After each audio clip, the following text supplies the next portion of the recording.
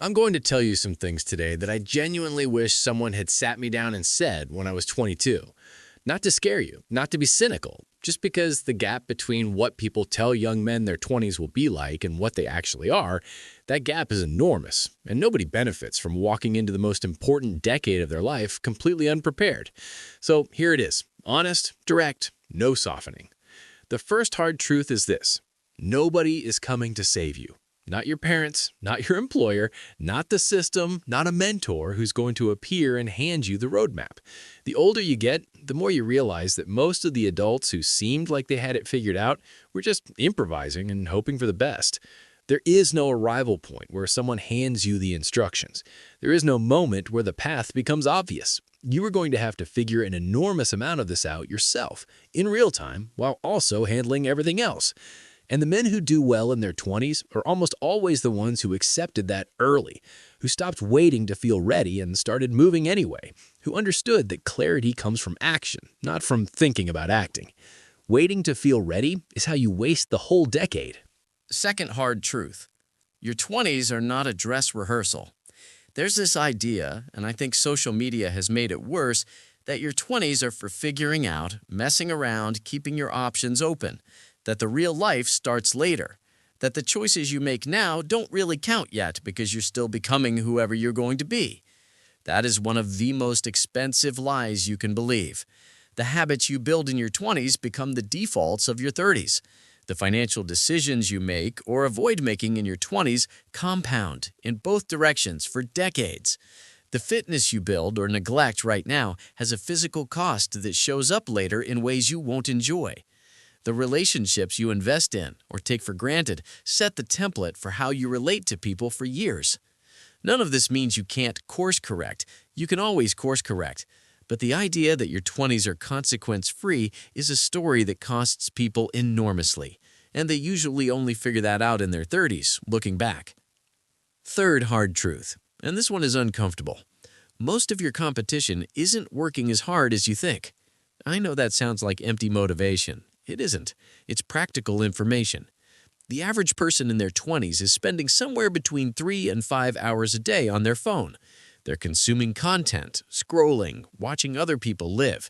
They're not building skills, not reading, not doing the quiet, unglamorous work that actually compounds into something.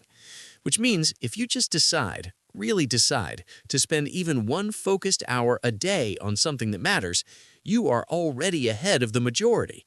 Not because you're special, because the bar, when you actually look at it clearly, is lower than the internet makes it appear. Everyone online looks like they're winning. Almost nobody is actually doing the work. That gap is your opportunity, but only if you actually use it. Fourth hard truth: the friends you have right now will mostly not be your friends in 10 years. That's not cynicism. That's just the natural physics of adult life. People move, priorities shift, life goes in different directions. The group of people you feel inseparable from at 22 will scatter in ways that are hard to predict and even harder to prevent. This isn't something to be sad about, but it is something to take seriously right now, because the friendships worth keeping, the ones that actually survive the scatter, they require investment.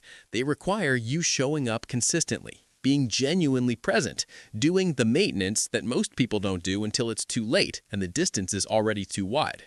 If there are people in your life right now who make you better, who actually know you, who you'd want in your corner in 10 years, treat those relationships like they matter, because they do, and you won't always have the proximity that makes them easy.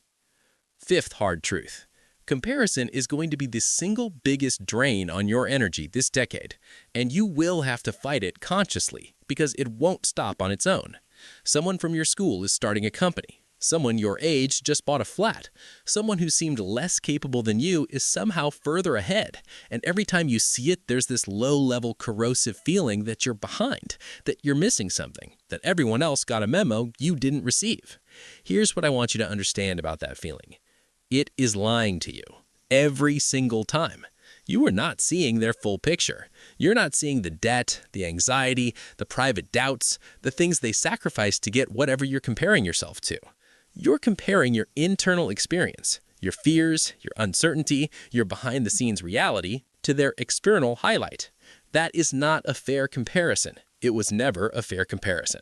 And making decisions about your own life based on that distorted picture is one of the fastest ways to end up building something that looks good to other people and feels completely hollow to you.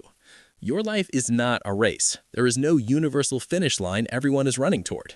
The only question that actually matters is whether you're moving in a direction that's genuinely yours. Sixth hard truth. You will not regret the risks you took.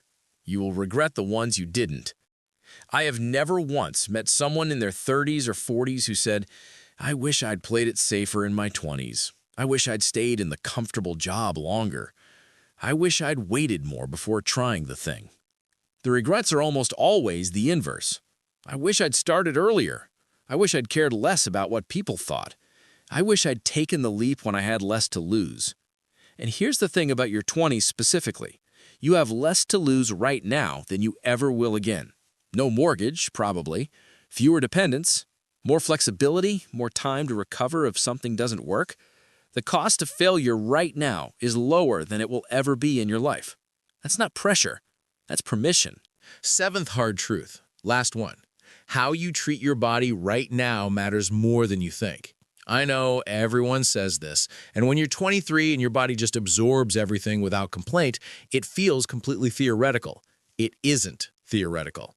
Sleep deprivation, poor eating, no exercise, chronic stress, the effects of all of these are compounding silently right now. You don't feel the bill yet because your body is paying it on credit, but the bill comes, and it comes with interest. This isn't about being obsessive about fitness or eating perfectly.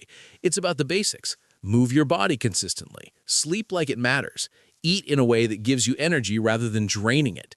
Not because you should look a certain way, because the quality of everything else in your life, your thinking, your mood, your relationships, your capacity to handle stress, is directly connected to how you're treating the physical machine you're running it all through.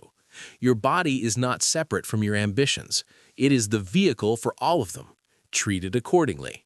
Look, I know some of that was uncomfortable, but here's the thing about hard truths. They're only useful if you actually do something with them. Otherwise, they're just content you watched and forgot by Thursday. So pick one, just one. The one that landed hardest, the one that felt most personal, the one you most wanted to dismiss. That's probably the one you most need to sit with. You're in the decade that shapes everything that comes after it. Use it.